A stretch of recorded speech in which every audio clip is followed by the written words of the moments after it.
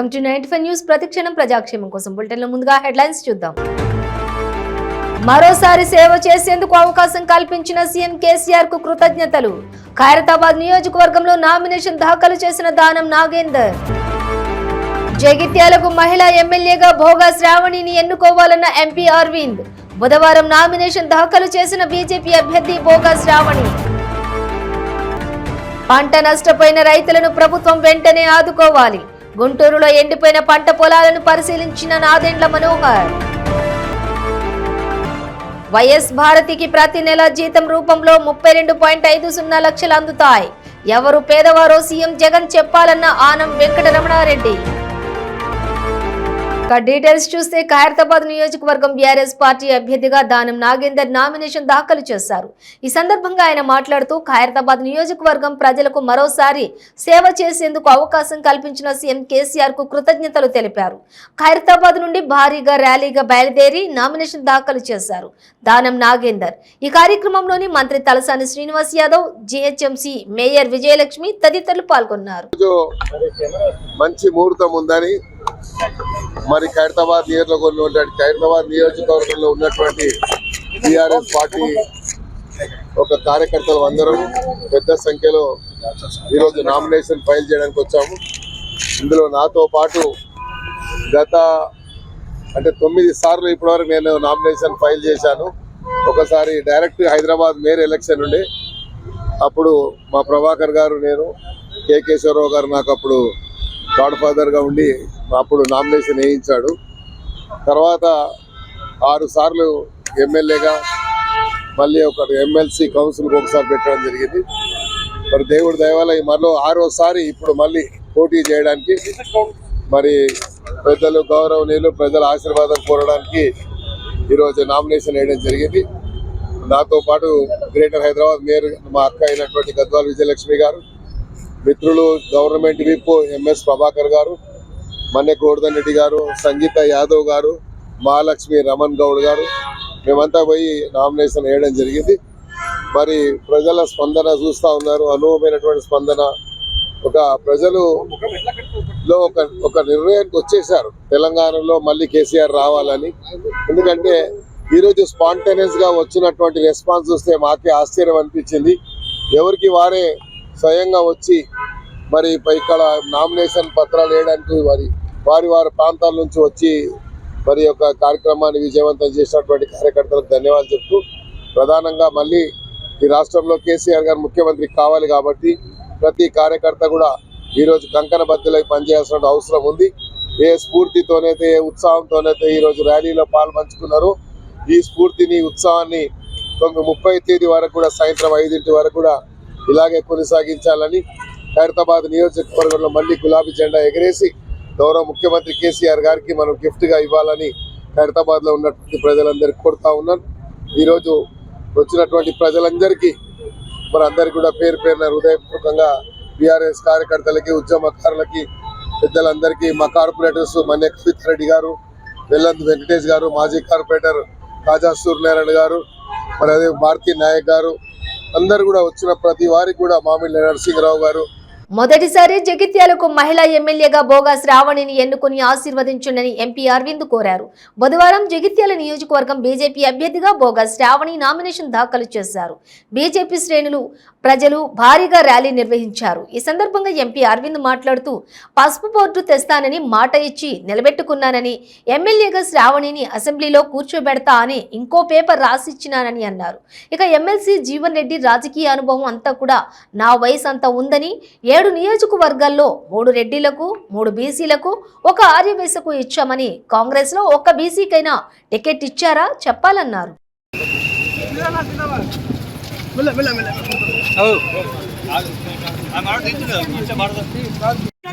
కొట్టుకపోతే ఇంజనీర్లు అంటారు. కేంద్రంకి వెళ్ళి మొన్న వచ్చింది బృందం, 80,000 కోట్ల రూపాయలు, దాదాపు 1,00,000 కోట్ల రూపాయలు ఈ కేసీఆర్ అనే దుర్మార్గుడు, నేనే ఇంజనీర్ అనుకుంటా ఏం దిక్కుమాలిన డిజైన్ చేసిండు, డ్యాములు కొట్టుకపోతున్నాయి. ఇదే మనకు కావాల్సిన తెలంగాణ, ఇదా బంగారు తెలంగాణ. ఏ ముఖం పెట్టుకొని వస్తున్న టీఆర్ఎస్ మీ దగ్గరికి?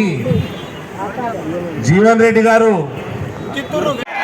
తప్పు గాంధీ ఇట్లా సోనియా గాంధీ గారు ఇట్లా మీరు మోసాలు చేస్తారు కాబట్టి అట్లాంటి పప్పులు పుడతారు మీరు.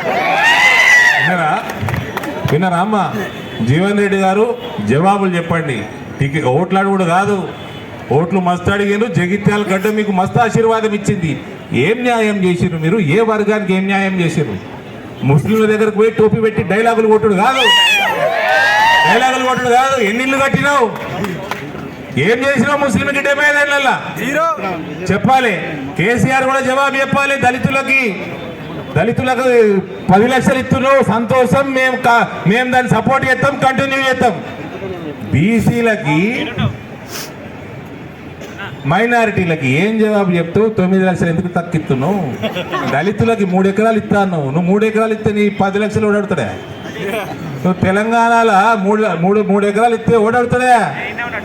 ఇవాళ కరోనా వస్తే మోడీ గారు కంట తడిపెట్టి 4 సంవత్సరాలు ఫ్రీ రేషన్ ఇచ్చిండు, ఇంకో 5 సంవత్సరాలు ఫ్రీ రేషన్ ఇస్తా అని చెప్పిండు. జనసేన పిఎస్సి చైర్మన్ నాదెండ్ల మనోహర్ గుంటూరులోని ఎండిపోయిన పంట పొలాలను పరిశీలించి రైతుల సమస్యలను అడిగి తెలుసుకున్నారు. ఎంత మేర నష్టం జరిగింది, ఆదుకోవాల్సినటువంటి చర్యలపై ఆరా తీశారు. ప్రభుత్వంపై రైతులను ఆదుకోవాలని ఆయన డిమాండ్ చేశారు.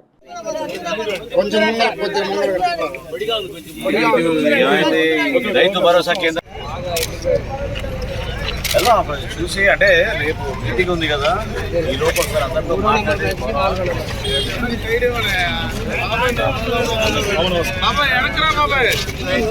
రైతులకు అవకాశం ఇవ్వాలి.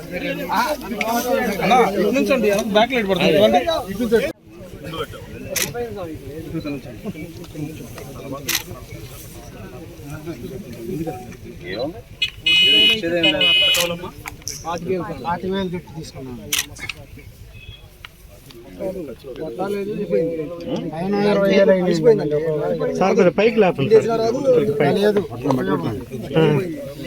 అయిపోయింది.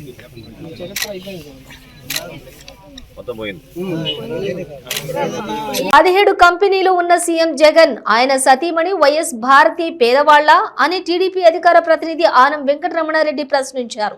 నెల్లూరు జిల్లాలో మీడియా సమావేశంలో పాల్గొని మాట్లాడుతూ CM Jagan Bharathi cements YS భారతీలపై ఆసక్తికర వ్యాఖ్యలు చేశారు. తాను పేదవాడినని ప్రజలను జగన్ మభ్యపెడుతున్నారని విమర్శించారు.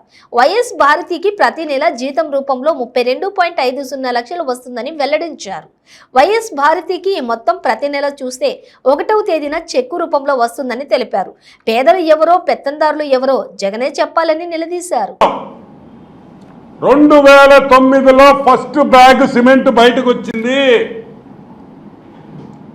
అంటే భారతి సిమెంట్స్ ఆ రోజు 2009లో ఒక బేబీ, జస్ట్ బార్న్ బేబీ, చిన్న పాప అప్పుడే పుట్టింది. 6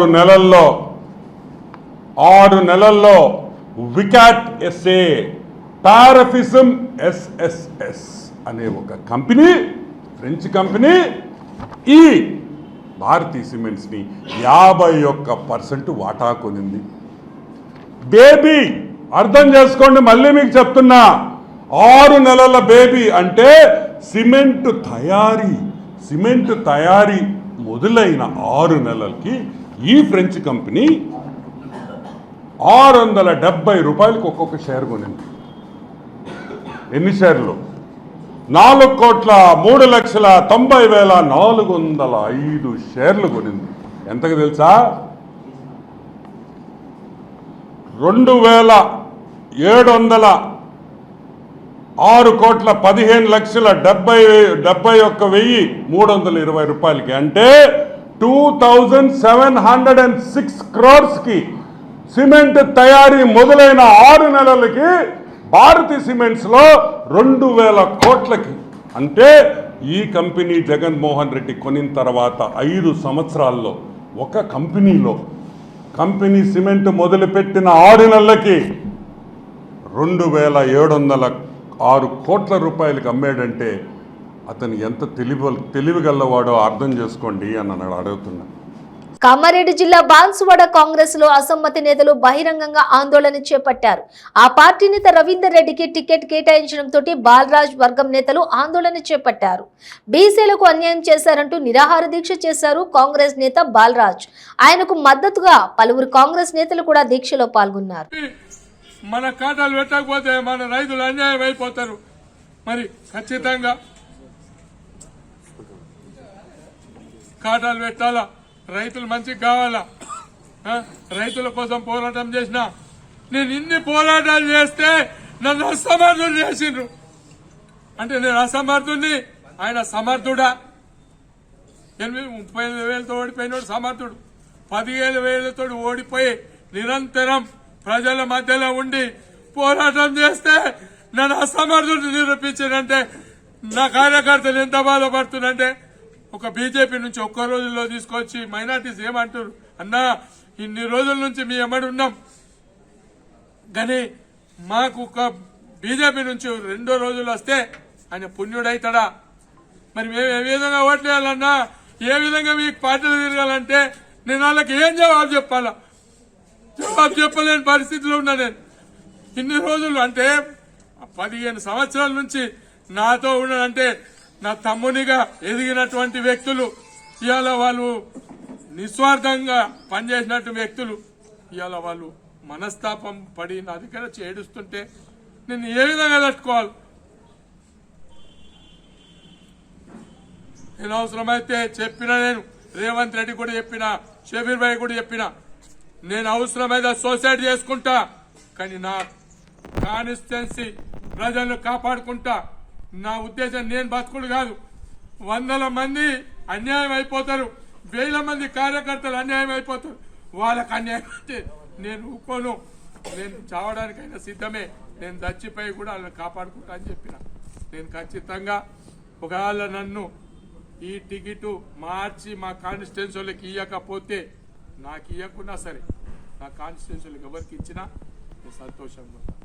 కానీ ఇవాళ నా కాన్స్టిట్యున్సీలో గతంలో బాజిరెడ్డి వచ్చి ఒకసారి గెలిచినప్పుడు ఉన్నాడు, ఓడిపోగానే గతం వెళ్ళిపోయాడు.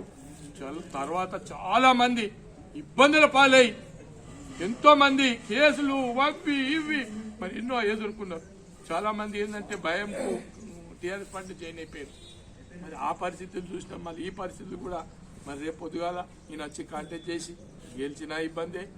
ఆయనే కార్యకర్తల మీద కేసులు పెట్టించిండు ఎల్లారెడ్డిలా. మరి ఆయనే భూ కబ్జాలు చేసిండు, ఆయనే పెద్ద ఇది. మరి అసుంటోని తీసుకొచ్చి మాకు రుద్దితే మా కాన్స్టిట్యున్సీ కార్యకర్తలు మరి వాళ్ళు తట్టుకునే పరిస్థితి లేదు. కాబట్టి నేను ఇలా కాన్స్టిట్యున్సీ కార్యకర్తల కోసం నా ప్రాణం, నా స్వార్థం కోసం నాకు అవసరం లేదు. నాకు ఎవ్వరికి ఇచ్చినా సరే నాకే ఇవ్వాలని కాదు, కానీ ఎవరికన్నా మాలో ఒక వ్యక్తికి ఇస్తే సంతోషపడే. గుంటూరు జిల్లా తాడికొండలోని కోతుల బెడద కారణంగా అధికారులు వినూత్న ఆలోచనకు శ్రీకారం చుట్టారు. కోతులను గ్రామం వెలుపలికి పంపించడానికి చింపాంజీ మాదిరిగా ఒక వ్యక్తికి వేషం వేసి గ్రామాల్లోని పలు వీధుల్లో తిప్పారు. దీంతో గ్రామంలోని కోతులు అక్కడి నుంచి పారిపోయాయి. ఈ సందర్భంగా పంచాయతీ అధికారులు మాట్లాడుతూ, ఎక్కడైనా కోతులున్న విషయం తెలిస్తే తమ దృష్టికి తీసుకొస్తే గ్రామం నుంచి పంపించే దిశగా చర్యలు తీసుకుంటామన్నారు.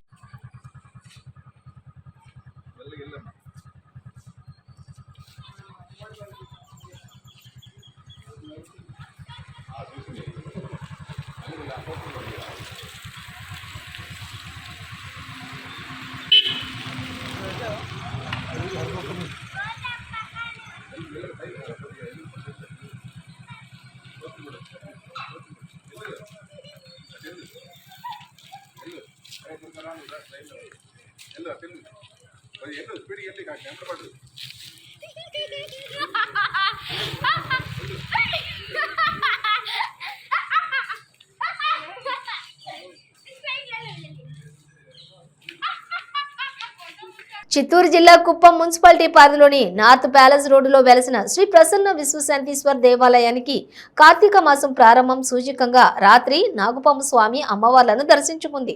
భక్తులు నాగుపామును తమ సెల్ ఫోన్లలో బంధించారు. కార్తీక మాసం ప్రారంభంలో ప్రతి ఏటా నాగుపాము స్వామి అమ్మవార్లను దర్శించుకునేందుకు వస్తుందని భక్తులు నమ్ముతూ ఉంటారు. ప్రతి కార్తీక మాసంలో భక్తులు నిష్ఠతో పూజలు చేస్తారు.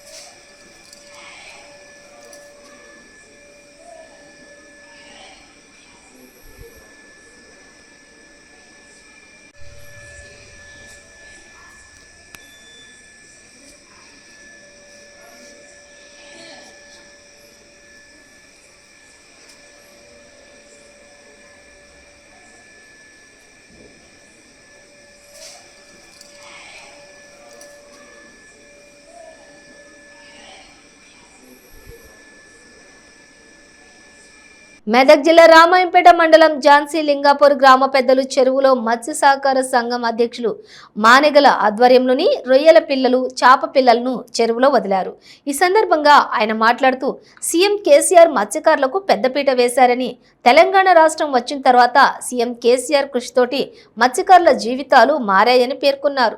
ఈ కార్యక్రమంలో ఈ మత్స్య సహకార సంఘం సభ్యులు పాల్గొన్నారు.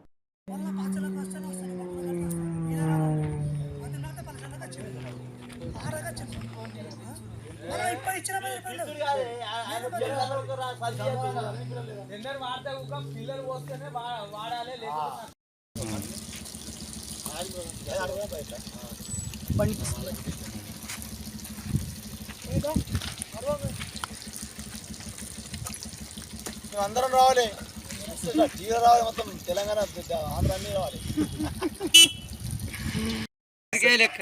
ఎందుకే కలిసి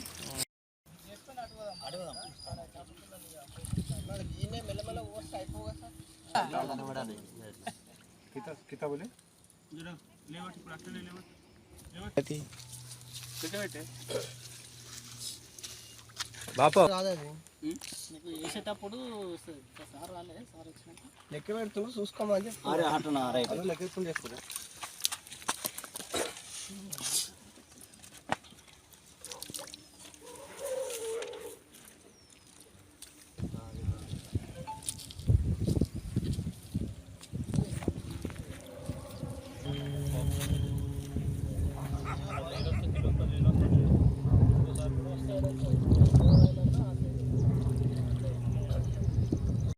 వచ్చిన ముందుగల 90,000 రూపాయల 90,000 రొయ్యను పంపించారు. 1,80,000 రూపాయల 80,000 చేపలు పంపించారు. మాకు అంతకుముందు కుండలతో మోసుకుంటుంటుంది. తెలంగాణ వచ్చిన ముందుగలనే ఈ గవర్నమెంట్ చేపలు పంపిస్తే మా జనాలు మేము కష్టం చేసుకొని ఈ చేప అది పోగు చేసుకుంటున్నాం. ధన్యవాదాలు.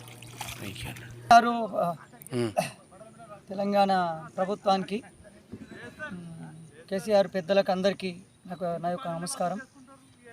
కేసీఆర్ ప్రభుత్వం వచ్చిన ముందుగానే మా బీసీలందరినీ ఆదుకొని ఇప్పుడు బీసీ బంధువు కూడా విడుదలైంది. మాకు చేప పిల్లలు కూడా గవర్నమెంట్ నుంచి పంపడం జరిగింది. మేము అదే ప్రకారంగా నడుస్తున్నాము. ఇప్పుడు కూడా 90,000 రొయ్యను పంపించారు. 1,80,000 చేపలు పంపించారు. రకరకాల అన్ని రకాల చేపలు, ఎన్ని రకాల చేపలు ఉండేనో 3 రకాల చేపలు, బొచ్చ, రౌట, బంగారు తీగ 3 రకాలైన చేపను మాకు పంపడం జరిగింది. తెలంగాణ ప్రభుత్వము పంపించింది. జై కేసీఆర్, జై. వంగవీటి రంగ విగ్రహానికి వర్తించిన సుప్రీంకోర్టు నిబంధనలు వైఎస్ఆర్ విగ్రహానికి ఎందుకు వర్తించవో నగరపాలక సంస్థ కమిషనర్ స్వప్నిల్ దినకర్ పుండ్కర్ సమాధానం చెప్పాలని జనసేన పార్టీ విజయవాడ నగర అధ్యక్షులు పోతిన వెంకట మహేష్ ప్రశ్నించారు. క్రాంబే రోడ్లోని మైనార్టీ నేత ఖుద్దూస్ వంగవీటి రంగ విగ్రహాలను పెట్టాలని ప్రతిపాదించినప్పుడు లిఖితపూర్వకంగా సుప్రీంకోర్టు నిబంధనలు తెలియజేసిన కమిషనర్ డివైడర్ పగలగొట్టి వైఎస్ విగ్రహం ఏర్పాటు చేయడంపై ఏం సమాధానం చెబుతారన్నారు. శివాలయం సెంటర్ను వైఎస్ఆర్ సర్కిల్గా నామకరణం చేయటం దేవుడితో చెలగాటమాడినట్లేనన్నారు. కార్పొరేషన్ కమిషనర్పై హైకోర్టులో న్యాయ పోరాటం చేస్తామన్నారు జనసేన నాయకులు. టీడీపీ వాళ్ళయో జనసేన కాదురా యదవా, నువ్వు కొట్టేయాల్సింది వాళ్ళ వైసీపీ వాళ్ళే కొట్టేయాలి. నిన్ను వదలాలి స్వేచ్ఛగా. నీకు బ్లేడ్ వచ్చి కత్తిరిస్తే నువ్వు వైసీపీ వాళ్ళ పరుచులు జేబులు కొట్టేసేయాలి. వాళ్ళు కదా నిన్ను ఆదరించింది. ఆ దొంగల పార్టీ కొట్టే నువ్వు పోయి, ఆ దొంగల పార్టీ కొట్టే పో. ఏంటిది? ఇట్లాంటి 420లు, పిక్ పాకెటర్లు, యదవలు, అమ్మాయిలను లోపరుచుకునే ఇలాంటి పనికిమాలలో అక్కడికి వచ్చే వాళ్ళ విగ్రహాలు అవి చూడడానికే జనం రావాలంటే, అవి చూడడానికే జనం రావాలి. ఈ పనికిమాలు చూసే పనికి ఇవన్నీ మాట్లాడతా, ఇంకా చాలా ఉన్నాయి, ఇవి కూడా మాట్లాడతాం. ముఖ్యంగా ఇవాళ నేను చెప్పాలనుకుంటుంది, రాజశేఖర రెడ్డి గారి విగ్రహం సాక్షిగా దళితుల్ని మోసం చేసిన వైసీపీ పార్టీ, దళితుల్ని దగా చేసిన వైసీపీ పార్టీ అని మీరు ప్రకటన చేయాలి. ఎందుకు ఈ మాట చెప్తున్నానంటే, విజయవాడ నగరంలో కానీ పశ్చిమ నియోజకవర్గంలో కానీ ఎక్కడైనా సరే ఒక్క దళిత సామాజిక వర్గానికి చెందిన వ్యక్తికైనా, ఒక్క ఎస్సీ ఎస్టీ సామాజిక వర్గానికి చెందిన వ్యక్తికైనా సరే ఉన్నతమైన పదవి ఇచ్చారా? మీకు సవాల్ చేస్తున్నా, మీరు సమాధానం చెప్పాలి. రాజశేఖర్ రెడ్డి గారి విగ్రహం సాక్షిగా మీరు సమాధానం చెప్పాలి. దళిత వర్గాన్ని మోసం చేశారు, దళిత వర్గాన్ని దగా చేశారు. విజయవాడ నగరంలో ఒక్క దళిత సామాజిక వర్గానికి, ఎస్సీ ఎస్టీ సామాజిక వర్గానికి చెందిన ఒక్కళ్ళకైనా సరే ఉన్నతమైన పదవి ఇచ్చారా? మీరు సమాధానం చెప్పాలి. మీరు దళిత ఇస్తే మీరు సమాధానం చేయాలి, లేదంటే మీరు దళిత ద్రోహులు అని అక్కడే ఒప్పుకోవాలి. దళిత వర్గానికి క్షమాపణ చెప్పాలని కూడా నేనైతే డిమాండ్ చేస్తా ఉన్నా. నిన్న కూడా దళిత వర్గానికి చెందినటువంటి కొండ్రు శ్యామ్ అనే వ్యక్తి మీద దాడి జరిగితే ఇంతవరకు ఒక్కరు కూడా స్పందించలేదేంటి? ఎందుకు స్పందించలా? అది దుర్మార్గం కాదా? మీరు ఎందుకు స్పందించలా? దీనికి కూడా సమాధానం చెప్పాలి. ఈ విషయం మీద పుణ్యశీల గారు కూడా గతంలో మాట్లాడారు. నాకు ఇచ్చేది బ్రాహ్మణ్ కోటాలో, ఎస్సీ కోటాలో కాదని. ఈ విషయాన్ని కూడా సమాధానం చెప్పాలి సాయంత్రం. మీరు ఈ విషయం మీద కూడా మీరు సాయంత్రం సమాధానం చెప్పాలని మేమైతే డిమాండ్ చేస్తూ ఉన్నా. అదేవిధంగా మేము పశ్చిమ నియోజకవర్గంలో జరిగే అనేక అవినీతి అక్రమాల మీద పోరాటం చేస్తూ ఉన్నాం. అందుకే మమ్మల్ని చూసి వైసీపీ పార్టీ పారిపోతూ ఉంది. ఈరోజు మరొకసారి రుజువైంది. మేము ప్రెస్ మీట్ పెడితేనే భయపడుతున్నారంటే వాళ్ళ ఓటమి ఖరారైంది. విజయవాడ నగరంలో వైసీపీ పార్టీ 3 స్థానాల్లో తుడిచిపెట్టుకుపోతే విజయవాడ నగరంలో జనసేన టీడీపీ క్లీన్ స్వీప్ చేస్తాయని కూడా ఈ సందర్భంగా తెలియజేస్తున్నా. మీరు ఎన్ని కుట్రలు చేసినా, కుయుక్తులు చేసినా ప్రజలు మాత్రం మీ నిజస్వరూపాన్ని గ్రహించారు. మీకు అత్యంత దారుణంగా ఓడించి బుద్ధి చెప్తారని కూడా హెచ్చరిస్తున్నా. అదేవిధంగా పోలీస్ శాఖ వారికి కూడా ఒకటే విజ్ఞప్తి చేస్తా ఉన్నా. మీరు చట్టానికి లోబడి, న్యాయానికి లోబడి మీరు పనిచేయాలి. అంతేగాని అధికార పార్టీకి అనుకూలంగా పనిచేసి అంబేద్కర్ గారు రాసిన రాజ్యాంగాన్ని మీరే తూట్లు పొడిస్తే వ్యవస్థల మీద ప్రజలకు నమ్మకం పోతుంది. కాబట్టి మరొకసారి ఇట్లాంటి కార్యక్రమాలు చేయొద్దని కూడా పోలీస్ శాఖ వారికి నేనైతే విజ్ఞప్తి చేస్తాను. నేను ఎక్కడా రాజకీయ విమర్శ చేయాల. ఇది డేట్ కూడా చూపిస్తా, 4/9. ఇంకోటి చెప్తాను, అది కూడా చెప్తా, రేపు మాట్లాడతా. టీడీఆర్ బాండ్లు అన్నిటి గురించి రేపు మాట్లాడతా. ఇంకా అక్రమ నిర్మాణాలు, సెల్లార్ల గురించి రేపు మాట్లాడతా. ఇది మళ్ళీ కలిసిపోద్దని అందుకని ఆపాను. రేపు మాట్లాడతాను. నేను రాజకీయ విమర్శలు ఎక్కడా చేయలా, ఆధారాలతో సహా మాట్లాడతానని చెప్తున్నాను. నేను ఆధారాలు చూపించకపోతే మీరు నా మీద కేసు పెట్టుకోవచ్చు. నేను ఇప్పుడు కూడా చెప్తున్నా, వంగవీటి మోహన్ రంగా గారి పేరు మీద అప్లై చేశాం, అనుమతి లేదని చెప్పారు సుప్రీంకోర్టు ప్రకారం, ఆర్డర్ ప్రకారం. స్వాతంత్ర సమర యోధులకి 5 విగ్రహాలు ఏర్పాటు చేయాలని అడిగాం. దానికి కూడా ఏం చెప్పారు? లిఖితపూర్వకంగా కుదరదని చెప్పారు. ఇవాళ ఎలా కుదిరింది వాళ్ళకి సమాధానం చెప్పమంటనా? ఆయన చదువుకునే పాస్ అని అడిగా. మరి నాకు ఒకలాగా వాళ్ళకోలాగా ఆర్డర్ ఎలా ఇస్తారు? ఆయన ఐఏఎస్ కదా, మర్తిమరిపే ఉండదు కదా ఆయనకి. లిఖితపూర్వకంగానే కదా ఇచ్చారు. మేము రాష్ట్ర ముఖ్యమంత్రి జిల్లా పర్యటనతోటి రైతులకు ఎలాంటి భరోసా లభించలేదని మాజీ మంత్రి పల్లె రఘునాథరెడ్డి ఆరోపించారు. పుట్టపర్తిలోని ఆయన మాట్లాడుతూ కోట్లాది రూపాయలు ఖర్చు పెట్టి పుట్టపర్తికి వచ్చిన ముఖ్యమంత్రి జగన్మోహన్ రెడ్డి ఈ ప్రాంతం అభివృద్ధికి ఎలాంటి భరోసా ఇవ్వకుండానే వెళ్లిపోయాడన్నారు. ఎంతో ఆశగా బహిరంగ సభకు వచ్చిన వారికి నిరాశే మిగిలిందని ఆయన ఎద్దేవా చేశారు. జగన్మోహన్ రెడ్డి గారు చెప్పిన అబద్ధం చెప్పుకోకుండా, ఇచ్చిన హామీ ఇవ్వకోకుండా అనేక రకమైన తప్పుడు వాగ్దానాలతో ప్రజలను మభ్యపెట్టి మోసపుచ్చి ఒక్కసారి ఛాన్స్ అంటూ అధికారంలోకి వచ్చి దాదాపు 4 సంవత్సరాల 7 నెలలు పూర్తి అయింది. ఈ కాలంలో అన్ని వర్గాల ప్రజలకు నరకం అంటే ఏమిటి అనేది ప్రత్యక్షంగా చూపించాడు. మరీ ముఖ్యంగా రైతుల యొక్క పరిస్థితి అనంతపురం జిల్లాలో చాలా దయనీయంగా ఉంది. ఇది వెనకబడిన జిల్లా. రైతులకు జరుగుతున్న అన్యాయం అంతా ఇంత కూడా కాదు. చంద్రబాబు నాయుడు గారు అధికారంలో ఉన్నప్పుడు రైతులు రుణమాఫీ, ఇన్పుట్ సబ్సిడీ, ఇన్సూరెన్స్, డ్రిప్పులు, స్ప్రింక్లర్లు, విత్తనాలు, మందులు చాలా బాగా లభించేవి. ఈయన అధికారంలోకి వచ్చిన తర్వాత ఆయన దృష్టి అంతా ఏ విధంగా సంపాదించాలా, ఏ విధంగా ఇసుకలు సంపాదించాలి, మద్యములు సంపాదించాలి, భూదోపిడి సంపాదించాలి, ఏ విధంగా తాడేపల్లి ఖజానా నింపాలి ఆలోచించారు తప్ప కనీసం రైతులు సచ్చినారా బతికినారా వాళ్ళకి పరిస్థితి ఏమని ఏ ఒక్కరోజు ఆలోచన చేయలేదు. మేము రైతులు చాలా కష్టాల్లో ఉన్నారు, ఇబ్బందుల్లో ఉన్నారు. ఇన్పుట్ సబ్సిడీ ఇవ్వడం లేదు, ఇన్సూరెన్స్ సరిగ్గా ఇవ్వడం లేదు, చాలా మంది వలసలు పోతున్నారు. ఒక్క మాటలో చెప్పాలంటే ఎప్పుడు లేనంతగా అనంతపురం జిల్లాలో ఈయన అధికారంలోకి వచ్చిన తర్వాత 3,500 మంది రైతులు అన్నదాతలు ఆత్మహత్యలు చేసుకున్నారు. ఇది రైతు రక్షక ప్రభుత్వం కాదు, ఇది రైతు రక్షక ప్రభుత్వం. కాబట్టి భూస్థాయిలో ఉండే వాస్తవ పరిస్థితులను పరిశీలించి ముఖ్యమంత్రి గారికి చెప్పి రైతులకు ఉపశమనం కలిగిద్దామని ఆలోచన చేత పర్యటించాం. మేము సంఘ విద్రోహస్తులు కాదు, రౌడీలు కాదు, గుండాలు కాదు, తీవ్రవాదులు కాదు. ఎంత ఘోరంగా మేము కేబినెట్ హోదాలో పనిచేసిన వ్యక్తులు కూడా కనీసం నడి రోడ్డులో వర్షం వస్తాన్ని కూడా నిర్బంధించారంటే ఇది రాక్షస ప్రభుత్వం కాదని ప్రశ్నిస్తున్నాం. మా గొంతులు నొక్కేస్తున్నారు, మా హక్కులకు కాలు రాస్తున్నారు. మేము ఏదైతే ప్రజల యొక్క సమస్యలు ముఖ్యమంత్రి ఎక్కడ చూసి తీసుకుని మనం అనుకుంటా అంటే పోనివ్వడం లేదు. అంటే ఒక రాక్షస రాజ్యం సాగుతా ఉంది, ఒక నియంత్ర పాలన కొనసాగుతా ఉంది. అంటే ఆయన పర్యటించేటప్పుడు ప్రతిపక్ష నాయకులందరినీ కూడా అరెస్ట్ చేస్తున్నారు, పరదాల మధ్య ప్రయాణం చేస్తున్నారు. అంటే ఈ విధంగా ప్రజాస్వామ్యం ఉందా లేదా అనేది ప్రశ్నార్థకమవుతా ఉంది. ప్రజాస్వామ్యం మనుగడకే ముప్పు వాటిల్తా ఉంది. ఇది మంచి పద్ధతి కాదు. మేము చాలా ఏళ్ళు పరిపాలించాం, ఏ ఒక్కరోజు కూడా ఇంత ఘోరంగా ప్రతిపక్ష నాయకులు. బులెటిన్ ముగించే ముందు హెడ్లైన్స్ మరోసారి సేవ చేసేందుకు అవకాశం కల్పించిన సీఎం కేసీఆర్ కు కృతజ్ఞతలు. ఖైరతాబాద్ నియోజకవర్గంలో నామినేషన్ దాఖలు చేసిన దానం నాగేందర్. జగిత్యాలకు మహిళా ఎమ్మెల్యేగా భోగా శ్రావణిని ఎన్నుకోవాలన్న ఎంపీ అరవింద్. బుధవారం నామినేషన్ దాఖలు చేసిన బీజేపీ అభ్యర్థి భోగా శ్రావణి. పంట నష్టపోయిన రైతులను ప్రభుత్వం వెంటనే ఆదుకోవాలి.